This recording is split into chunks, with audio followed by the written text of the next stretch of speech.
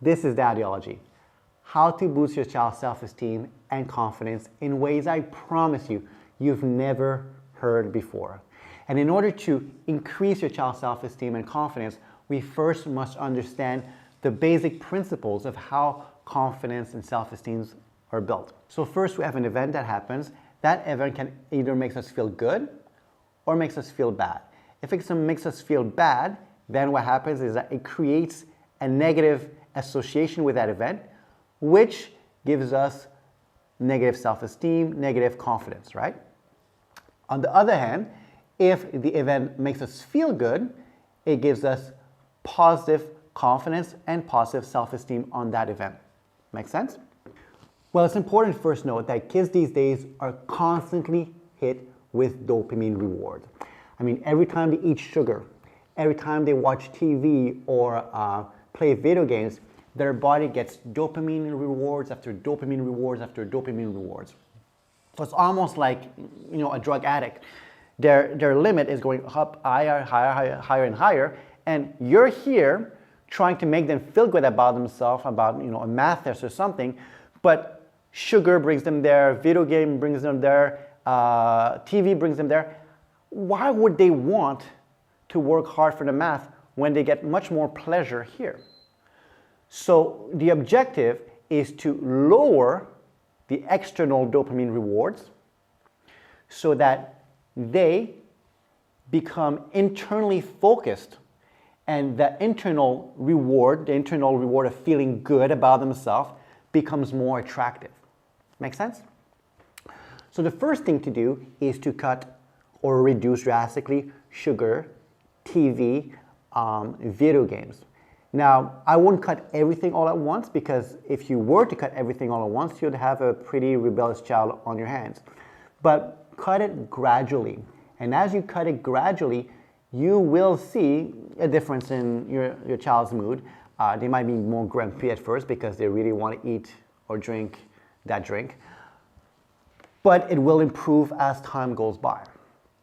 And as time goes by and that negative external dopamine rewards reduces, then the internal dopamine rewards will have an increase in value. Make sense?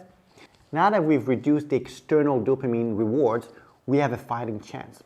But before I go further in explaining what are the next steps, I want to let you know that there's some spots that are open in my Daddy-o-logy course. So if that sounds interesting to you, there's a link in the description down below where you can sign up for a free call, and we'll have a quick chat to see if Daddy-o-logy is right for you and for your child. Step number 2, once we've reduced the external dopamine rewards, the objective is to transfer confidence that they have in another area onto the area where they lack confidence and self-esteem. So it's very possible that at this point, your child may not know what they're good at, may feel like they're not good at anything. So the first thing to figure out is what they enjoy doing and what makes them feel good. So it might be drawing, it might be baking, it might be soccer, it might be kayaking. Whatever it is, figure out what they enjoy doing, what they feel good at doing. So that's the first step, because we're going to take that feel good and we're going to transfer it to the other areas of their life so that it can trickle down to the other areas of their lives. So how are we going to do that? Well, we're going to use meditative practices to do so. You see, your mind does not know the difference between reality that it sees in front of it right now and the reality it sees in its mind. And the proof is that when you dream at night and you wake up from a nightmare, you can feel your heart racing really quickly, right? It wasn't real, but your mind thought it was real. So what we're going to do is we're going to trick the mind, and we're going to superimpose the two images together through a meditative practice. So step number 1 is to identify what your child is good at and what they really feel good about. And then I want them to figure out one time in that particular activity when they felt amazing about themselves. They felt really good. They felt their best self. This is really important. I want them to pick a moment where they felt their best self in that particular activity. If they don't have any activity in mind, and you don't find anything that they really enjoy doing, then it needs to be a moment where they felt their best self, right? But it's always better to have an activity that they enjoy doing.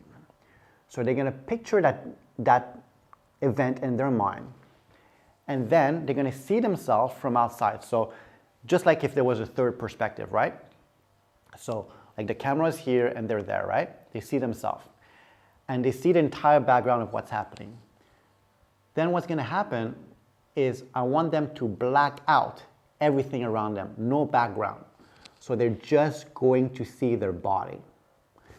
Maybe they're playing soccer and they're like this, maybe they're painting. I don't want them to have any background in their minds, just their body. And we're going to take away the accessories, the paintbrush, all of these things. We're gonna take all the things away that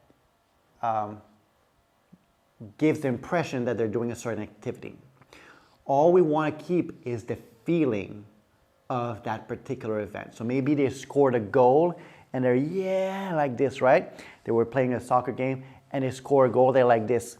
We're gonna replace their shirt with a regular shirt, they take away the net, the soccer net and all that kind of stuff, just to see themselves in a winning position and having that amazing feeling.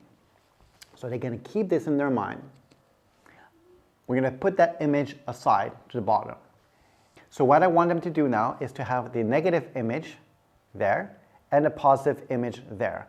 Now this negative image needs to be very vivid, and the positive image here needs to be very, very, very vivid. Now this is a very small image, the small one, and the positive one, and the negative one is a big image, and we're gonna switch them around like this. So this one is gonna become like this, goes down, big. So now the positive image is big and the negative image is small. Now, very, very, very important. We are not switching back these images. What we're doing, we're going into a blank screen. Close everything, bring the positive image back down and the negative image back up. See it brightly, switch it. So the small one becomes smaller and bigger, and the bigger one goes big, small, right? Black it out, switch it again. So we have the negative here and the positive here. And it switches, goes to blank. So they do that 7 to 10 times in a row.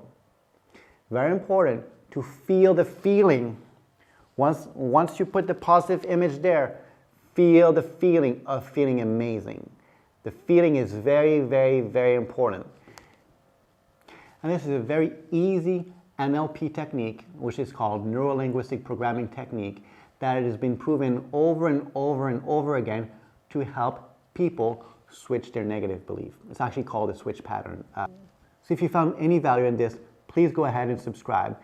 As I mentioned, there's a link down below where you can go ahead and have a free consultation with me to see if Daddy-o-logy is right for you and your child.